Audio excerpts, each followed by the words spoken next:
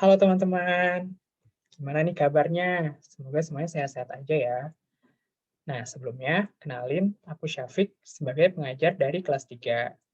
Nah, pada kesempatan kali ini kita bakal belajar matematika. Materinya yaitu materi bilangan. Nah, di bilangan ini ada apa aja sih? Biar lebih tahu, kita lanjut ke slide selanjutnya ya teman-teman. Nah, langsung aja nih. Yang pertama ada yang namanya garis bilangan. Garis bilangan itu merupakan garis yang berisi bilangan yang diurutkan secara teratur. Nah, kira-kira dari teman-teman ada yang tahu nggak nih garis bilangan ini bentuknya kayak gimana?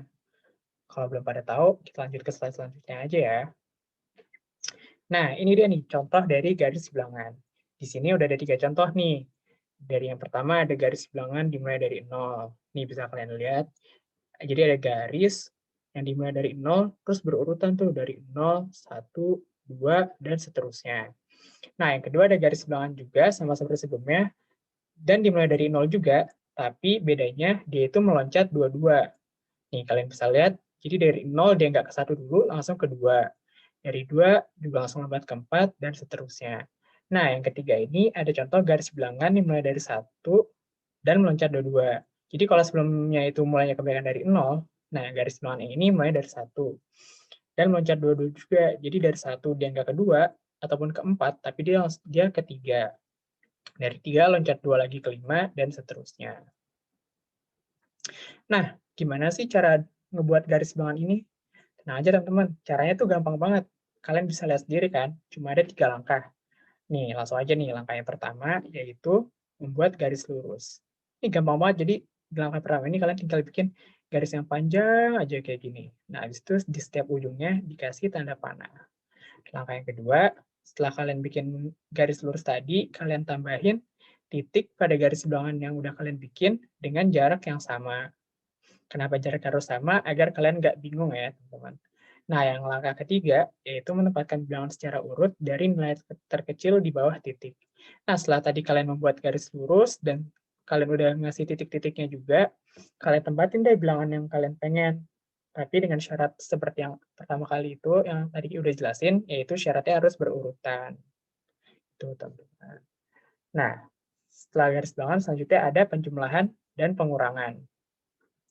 Nah, sebelum lanjut ke penjumlahan dan pengurangan, kalian harus kenalan dulu nih sama yang namanya nilai tempat suatu bilangan. Nah, contohnya di sini ada angka 365.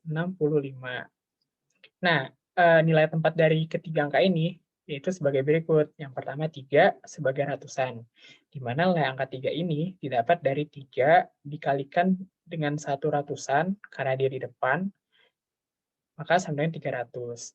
Kemudian 6 sebagai puluhan, di mana nilai angka 6 ini didapat dari 6 dikali 1 puluhan, sehingga hasilnya sama dengan 60. Dan angka 5 sebagai satuan, di mana nilai angka 5 sama dengan 5 dikali dengan satu satuan, yaitu 5. Mana udah kenal nih ya. Baru deh sekarang kita lanjut ke operasi penjumlahan dan pengurangan. Nah, dalam penjumlahan dan pengurangan itu ada 2 cara. Yang pertama itu cara mendatar. Cara mendatar ini Eee, agak sulit karena kalian harus ngafalin banget, kalian harus udah hafal gitu dan, mikirin pengoperasiannya tuh kayak harus di kepala kalian, jadi kayak langsung gitu mikirnya. Nah, misalkan contohnya nih, 254 ditambah 143 sama dengan 397. Jadi kayak kalian harus udah hafal angka-angkanya dan pikirannya cuma di kepala doang gitu. Sama juga nih kayak yang kedua, yaitu 487 dikurangin 234 sama dengan 253. Nah, cara yang kedua, yaitu cara yang lebih gampang, yaitu cara bersusun. Pertama, kalian bikin kotak kayak gini dulu, habis itu kalian bagi jadi 3 bagian, jadi ada ratusan, puluhan, dan satuan. Kemudian kalian masukin deh angka-angka yang tadi, contohnya nih kayak penjumlahan yang awal, kan 254 ditambah 143. Nah, habis itu kalian jumlahin satu-satu. Nah kan, 4 satuan ditambah 3 satuan, maka hasilnya 7 satuan. Dan 5 satuan ditambah 4 satuan sama dengan 9 satuan. Kemudian 2 satuan, 2 ratusan ditambah 1 ratusan sama dengan 3 ratusan. Gimana? Lebih gampang kan cara yang bersusun ini?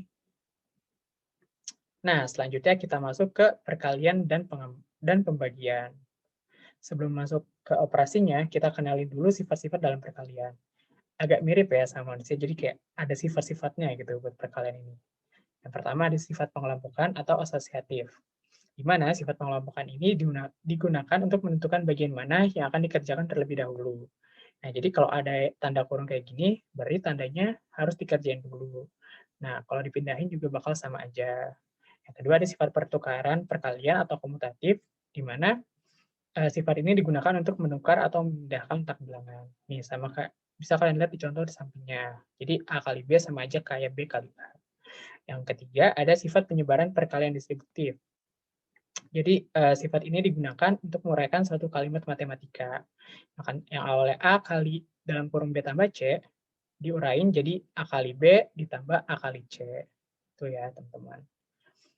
Nah, selanjutnya baru deh cara nyelesain perkalian dan pembagian. Nah, ada cara nyelesain perkalian pembagian ini ada 3 cara. Yang pertama yaitu cara mendatar. Tapi cara mendatar ini khusus buat perkalian aja. Nah, caranya juga agak sulit. Jadi kayak kalian harus udah hafal dulu kayak 4 dikali 32. Jadi kayak kalian harus hafal perkalian dari 32 itu sendiri. 32 kali 1, 32. 32 dikali 2, 64, dan seterusnya. Nah, begitu juga dengan contoh yang kedua, kayak 76 dikali 2. Kalian harus hafalin perkalian dari 76. Nah, untuk cara bersusun pendek dan seterusnya, kita bisa beralih ke papan tulis ya. Nah, selanjutnya untuk cara bersusun pendek. Ini ada contohnya nih, 4 dikali 32. Jadi pertama kalian taruh 32 di atas sama 4-nya di bawah. Nah, pertama kalian dulu 2 sama 4, yaitu 8. Kemudian taruh di bawah 2 sama 4. Kemudian ada 3 dikali 4 sama dengan, kemudian 3 ini dikalikan dengan 4. Nanti kita dapat hasilnya 12. Maka 8 tadi ditambahkan 12, hasilnya dapat 128. Gitu. Nah, selanjutnya untuk pembagian dengan cara bersusun pendek. Nah, jadi kalau pembagian pertama kalian bikin garis kayak gini dulu nih. Habis itu taruh angka yang pengen dibagi sama angka pembaginya kayak gini.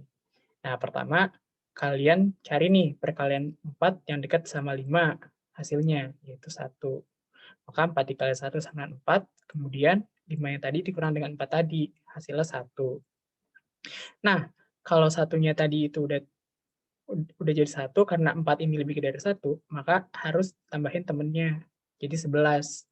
Nah, dari 11 tadi lanjut lagi, 4 perkalian 4 berapa yang dekat sama 11. Habis itu 4 berarti jawabannya 2, kemudian 4 dikalikan 2, turun lagi ke sini, kemudian dikurangin lagi. Nah, karena tadi hasilnya 3 dan masih lebih kecil dari 4, kita taruh lagi 2-nya.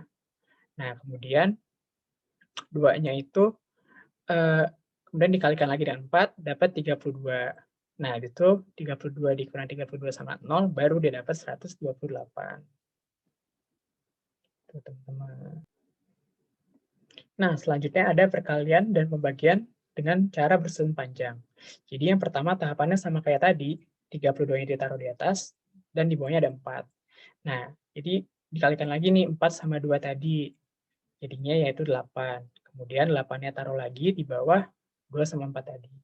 Nah, habis itu 4 dikali dengan 3. Karena 3 ini nilai tempatnya itu sebagai puluhan, maka kita tulis 30. Kemudian 4 dikali 30 sama 120, kemudian taruh di bawah 100, di bawah 8 ini.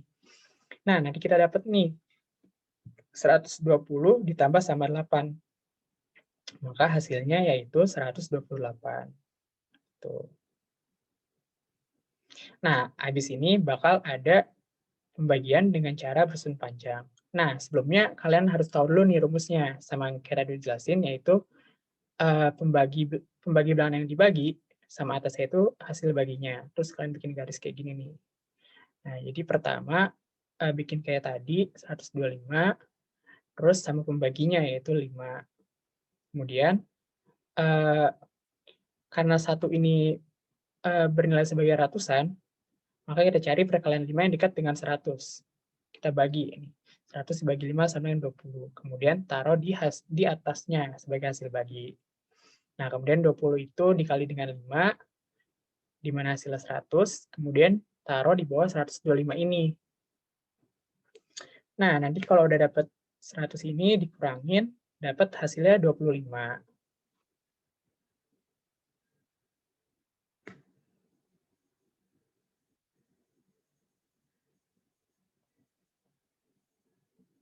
Nah, nanti dari 25 kita lanjut lagi nih, kayak cara yang sebelumnya, yaitu 25 dibagi 5 yang tadi itu hasilnya berapa? Nah, hasilnya itu 5. Nah, nanti dari 5 itu kita jadiin sebagai untuk dijumlahin di hasil bagi nanti. Kemudian 5 dikali 5 sama dengan 25, kemudian nanti dikurangin lagi kayak cara yang di atasnya itu. Gimana, gampang kan teman-teman? Jadi kayak mirip-mirip sih sama yang pendek tadi, cuma ini kayak lebih jelas lagi gitu dan lebih panjang, agak sedikit lebih panjang. Nah, nanti setelah dapat 0, maka kita dapat hasilnya nih. Berarti hasil pembagian dari 125 dibagi 5 ini, yaitu 20 ditambah 5, sama dengan 125. Nah, 125 dibagi 5 sama dengan 20, hasil yang tadi ditambah 5, sama dengan 25. Nah, gitu. Gampang kan ya teman-teman ya?